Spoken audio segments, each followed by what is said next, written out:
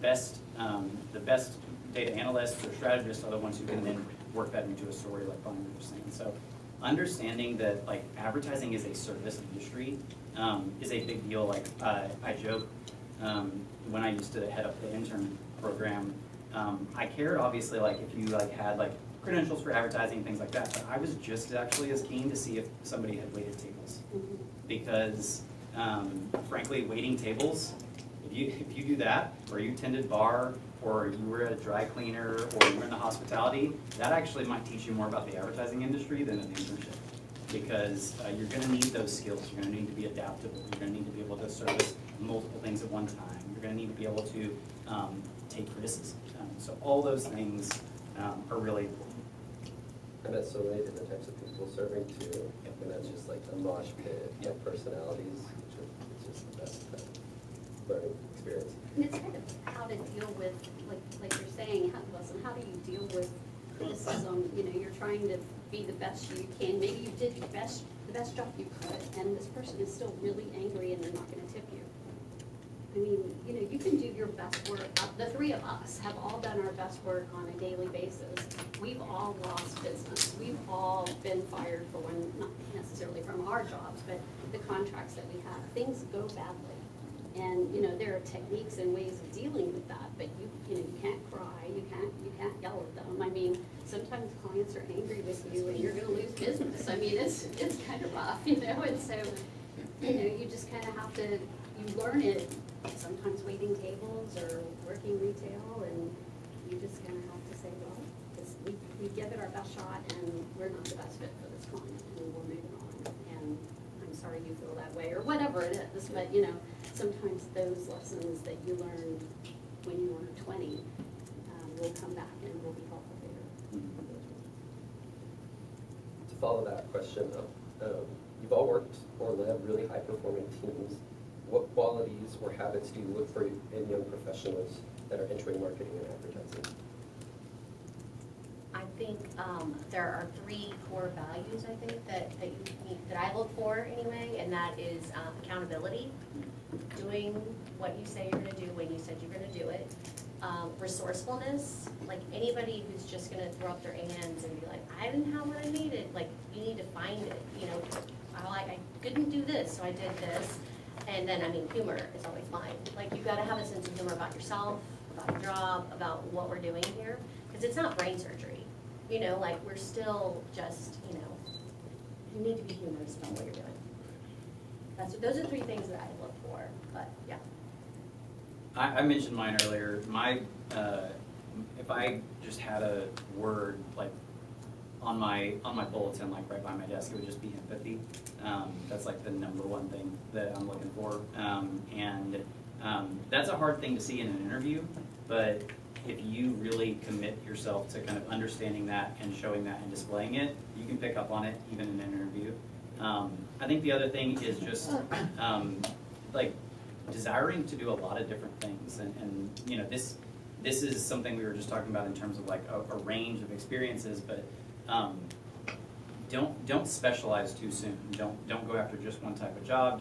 If you get a job, don't go after just like, this is the only thing I'm going to do while I'm here. Oh, they're in media, so I don't need to, you know, listen to this meeting. Like, try to just absorb as much as you can, and then be willing and desiring to learn more. I think that a phrase I use with my teams is, hey, I'm not expecting you to be the smartest person in every room, but you can try to be the second smartest person in every room. Maybe you don't know as much about media as the media VP that's presenting, but your goal should be to know almost as much, and just try to get a little bit more kind of information in every discipline. Like I'm not a creative, but I took creative writing classes when I was at my very first job, not because I thought I was going to do it as a career, but because I wanted to be able to speak to creatives better and like kind of learn their language and understand what they go through. Just a willingness to learn and try to kind of absorb as much as you can.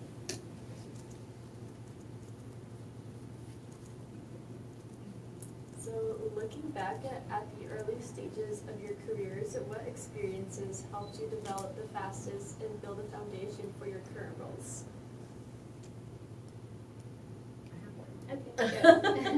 I see, I'm like, Crazy enough, this isn't in advertising. The earliest thing is right as I graduated, I went to be a manager at Hickory Farms.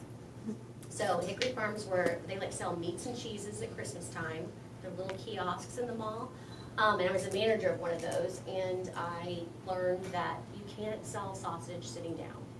So there were no stools in my kiosks because and it's not like hustle mentality, it's more of like you need to be present, you need to be there, you need to be talking to people. Like if I can convince this person who does not need a cheese ball to buy a cheese ball in the mall, then I could probably sell something emotional that people really do want in advertising. So it was like, right after I graduated, I got a job, and then that job like failed, and I was like, I'm just gonna do this seasonally, and I feel like that job didn't have anything to do with advertising, has helped me, because if you wanna be a creative director, you can't just do the art and the writing, you have to sell. You have to sell your ideas to account service, they have to buy it. Then you have to sell your ideas to your client, they have to buy it, and then ultimately you're selling it to the consumers. So being able to sell your ideas, even like a cheese ball or a sausage log or whatever at Christmas time, to people who do not need it, they do not need these things, is gonna help. That's kind of one of the things that fermented, like, okay, I can do this. I'm not just gonna paint pretty pictures, I'm gonna sell it to people. I'll just go quick here. The thing that I didn't do enough of early in my career that I wish I had done more, and that I constantly coach my team to do, is take anybody you can, anybody that will listen to you, take them out to lunch and just pick their brain. And I'm talking about leadership in the companies that you work for. It's very intimidating to think of oh, well, this is the CMO. I can't even talk to them or look at them in the eye in the hall. Ask them to lunch and just try to pick their brain. And just try to get as much exposure and as much learning as you can, even from people that are not even in your discipline. Take creative directors out to lunch. Try to set a meeting with somebody who's not even at your company that leads media, just because you want to learn more. I think that's something that I wish I had done more of. I think that early in my career, I was too kind of pigeonholed and focused, and it's good to have focus, obviously, but you want to avail yourself to kind of any of those outside sources you can. I would agree with that, and when I was more, where these guys are all advertising, my background in college was math and statistics. I mean, I'm a major math nerd. Love math, can't get enough of it, algebra all day long, calculus, thought it was great. And then I was like, you get to one point in theoretical math where you're just solving more theories. You're not actually solving any real life problems. And one of the classes literally is, at the end, they're gonna prove 1 + 1 is 2 and 1 × 1 is 1. I don't know if any of you guys have had this, but I was like, I think I'm gonna want class. I don't think this is for me. I think I gotta get out of here. And so went down a floor at my university, and that's where the statistics department was. And taking stats and applying it to business, it just all made perfect sense to me. And so doing marketing research and solving advertising problems and marketing problems and merchandising problems all made perfect sense to me. But what I also did not learn until I was probably, 5 years into my career, was those exact things.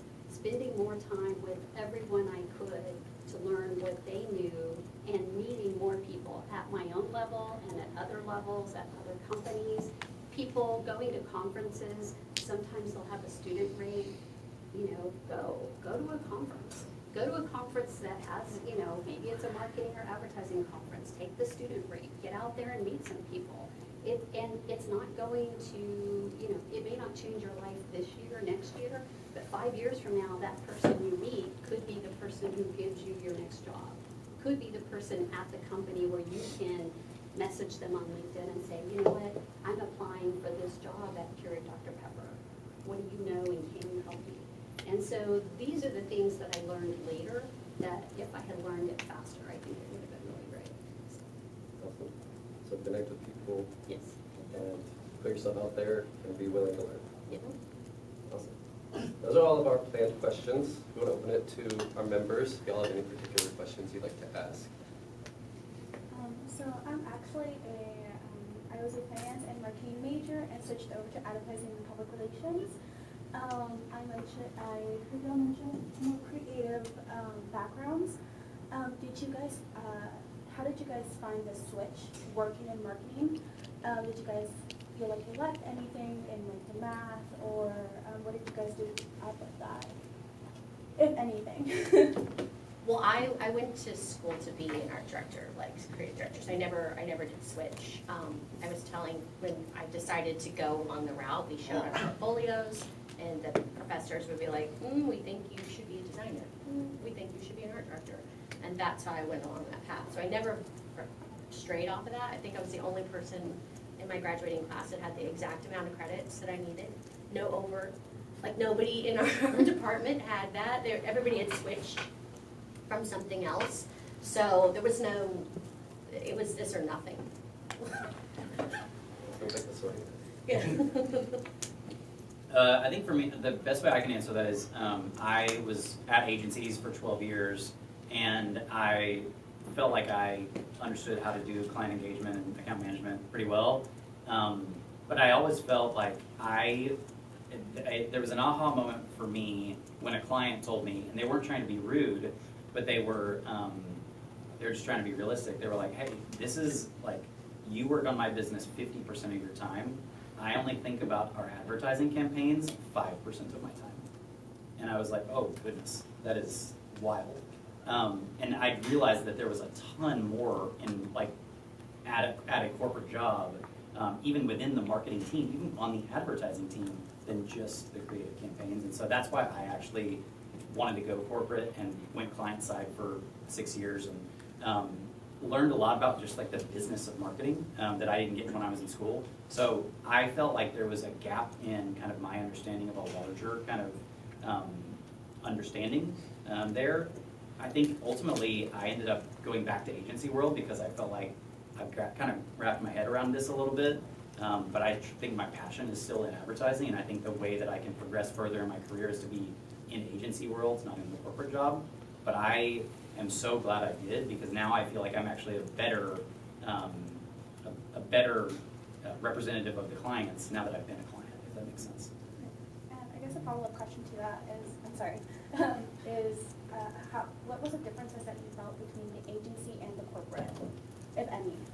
I mean, I live in agencies, so I cannot answer that. I'd love to hear from Bonnie just in terms of like how they differ, but I will just quickly say like there's a ton of bureaucracy, especially at a big corporation. Like I mentioned earlier in like kind of my example around Poppy and things like that. There's a lot of hopes and dreams that don't come to fruition. A lot of stuff behind the scenes that happens on the corporate side, and for one reason or another, it might kind of just kind of wind up kind of thinking about like what's the bigger long-term thing. I think a lot of corporate environments are very short-sighted, which is like a huge problem today, I think. Companies weren't always as scared of the quarterly reports that they have to share to the stockholders, and that's a huge issue. I think a lot of companies now will play it safe because they know they have a quarterly report coming out soon. There's not nearly as much long-term planning or long-term risk-taking on the corporate side as there used to be, and I think that was really evident when I got over there, and you can see it in the culture. At the agency side, everything is kind of like today and what's going on and how do we build brands and things like that, and it's a little bit more of a dreamer's mentality. And I think on the corporate side, your eyes are more open to the reality of the business, which is a good thing. It's not a bad thing. Like I said, I really enjoyed my time there. But what it does is it kind of just shows you kind of like all that goes into the decisions that are being made. Thank you.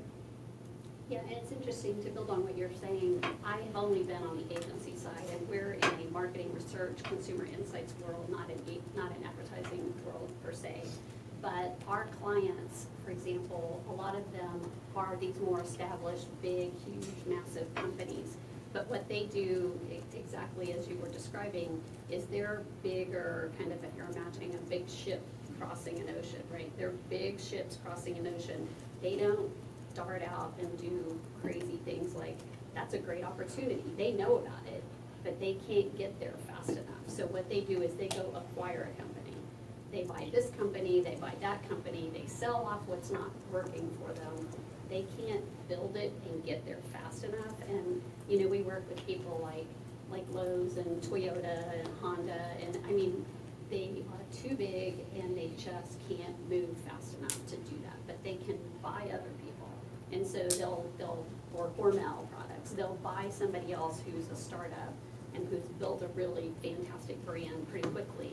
And once they've kind of proven that they've got this brand equity and they've got this fantastic product, they'll go purchase them.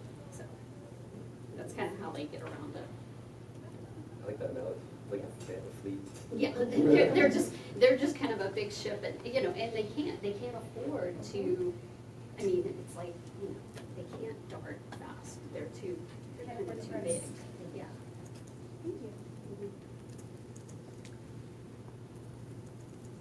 This is for Wilson. Have you ever had to deal with like really like tough clients to work with? And if you have, how'd you get around it? Yes. I swore to myself that I would never work for or with clients in the past, and then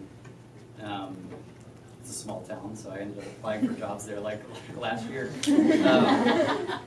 But yeah, I definitely have. I think that I think a big piece of working with clients that are difficult is understanding what their goals are, because a lot of the times what you're perceiving as this like client is very difficult is actually just that you're not actually aware of what they're trying to do.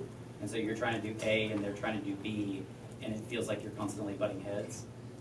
There are some clients where that doesn't matter. Even when you get on the same page, they're just not great people, and that's not fun. But at least if you're kind of rowing in the same direction, you can just kind of ignore the personal stuff. I think if you end up where you're constantly butting heads with a client and it's not going well on the business side and the personal side, that's really hard to navigate. So you have to at least get the business side down well to where you've got, you know, you're selling campaigns better, you've got the right data to support your recommendations, things like that. Then the personal stuff seems to kind of take care of itself, which is not really a great answer.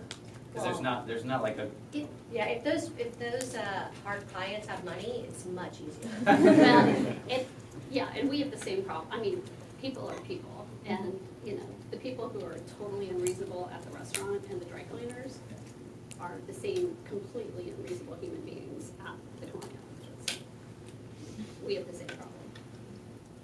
Most of the time, you just put up boundaries and say, you know, I mean, I've had to tell a client a couple of times who was screaming at the top of their lungs and cursing, and I'm like, you know, like I have children, and I would kind of turn on my mom voice. I'm like, you know, we can't talk like that. We don't do these things, and I'm sorry that you feel this way, but tomorrow we'll be happy to carry on this conversation, but for today, we're gonna be finished. we've fired clients before, We have too, yeah. definitely. For my question, I wanted to ask, what's the biggest lesson you guys learned in your college career that has helped you guys in your career now? I think it kind of goes back to what you were saying, is stay connected to your network of people, because you never know when you might need that person again. I think just staying connected to the people within your organization, people who, you know, you could fall back on. I've gotten jobs based off of like friends that I'd had in college, even though we weren't like best buds or anything. They knew my work ethic and they knew that I could do it, or I knew theirs. And so just like staying connected to that was one thing from my college that got me going. I think for me, do you guys have NSAC?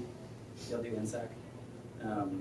National Student Advocate. So we did, I was on a team that went out and did kind of advertising competitions in school, and I think that the biggest thing that I learned there is how to truly like work on a team well. And it's kind of like what Michelle was saying about accountability. Like that was the first time, I think you know, in high school and early in college, you know, you're responsible for your work and that's great and whatever. It's actually, I think, more pressure when I'm responsible for the success of like 6 people around me. And so like working with a team well, if you have opportunities here to join group projects or jump in on the club here, like whatever you can do to kind of like learn your ways and dynamics around a team where the success is shared, the risk is shared, the responsibility is shared. I think that was a really, really helpful piece for my college career in my senior year, my back half of my junior year. We had and this isn't exactly answer your question, but we had a workshop that they actually had us mock interview for positions. And I was appalled at how awful I was in an interview because they videotaped and and so it was someone I'd never met before. I walked into a room and he was sitting behind a desk and I had prepared. I had questions. He had, I sort of knew what questions he was gonna ask me. I thought I did a terrible job. We went through 3 different rounds of interviews with 3 different strangers that I'd never met. And seeing that video, I think, made me so much better on the spot with whatever it is that I happen to be doing, because it was appalling. Honestly, it was really awful. Literally nobody in this room will ever be as bad as I was, I promise you. So, but it was just watching yourself over and over make the same mistakes. And I'm like, oh, why did I do that? Why did I say that? That was so dumb.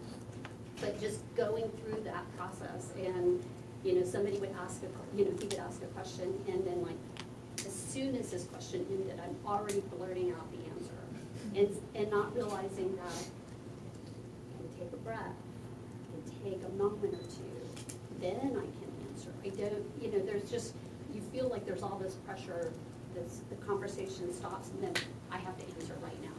So take a breath, get your thoughts together, now answer. But it's just interesting when you're seeing it on a video and not living it in your head, because you're like, I gotta have an answer right now, I'm gonna think I'm stupid. Well, no, that's not what they think, but it's a very different feeling to watch yourself versus being in your own head. That's partly why we record. It's So painful. it's painful to watch. It is painful. But it helps a lot. Yeah. Agreed. And just back to what Wilson said, this is the perfect place to carry that out, to make that experience. So use AMA as your catalyst, please. We're going to be doing a lot more going into the spring. If you have ideas, we want to hear them. Fill out that survey. And for those of you who can attend ICC this year, just keep that in mind for next year. Kind of like he said, he competed in competitions, Wilson did, and ICC offers so many competitions. So it's a great learning experience, and we'll always have elections. So, just step out of your comfort zone. This is a safe place to learn and grow, and so we encourage every single one of you to just get more involved. Are there any other questions? So I have an idea of what I want to do, but I'm just curious, can you each walk me through your day-to-day responsibilities in each of your roles? Sure. Yeah, I can start. When the club came to Slingshot, I presented a little bit about account management. And account management is we're kind of behind the scenes supporting other teams do what they do well. It's real hard to describe what account management does because we don't do anything. We don't create anything, we don't produce anything. At the end of the day, there's nothing that I have done where you could prove that I was at work. But without me, I think, and if I'm good at my job, the creatives would say, I could never have done this without Wilson. The producers would say, oh yeah, we only succeeded because Wilson got this done. So Someone has to send those emails to the client. Somebody has to send emails. There's got to be a schedule yes. made, estimates. The account managers are essentially a little bit of a point guard on a basketball team. We're not gonna be the guy slamming down the alley-oop, but somebody has to throw it. And so that's what I hope I'm doing. Some days that looks different. Some days that looks like I am the janitor, I'm cleaning up messes. We were joking about some days look like I'm the babysitter. I'm the one hounding the clients for answers. We're hounding the creatives for the deliverables. But every day is a little bit different, but it's basically just to kind of get the work done without me doing any work. I do some work. Yeah. She does actual work. I do some work. I have a team of art directors and designers and writers under me, and my day-to-day would be making sure that everybody has what they need to get their work done. I do projects as well, so coming up with campaigns, visuals, working with writers on scripts, commercials, trying to think what else my day-to-day is. I mean, it's kind of babysitting a little bit, but a different, the creative people, making sure that they're getting all the work done, fighting a little bit with account service, but Healthy. a healthy relationship. At our agency, I actually partner with an account service person, and we run the business vertical together. So I have an account director, and I'm the creative director, and we run the healthcare vertical. And so we have to make sure that all of our different people and parts are all going in the right direction, so. And then I have 5 teams that report to me, and they kind of have different verticals that they're in charge of. They have usually 3 people on their team, sometimes they have 4, and so they are in charge of actually designing the research, writing the proposals, talking to clients every day.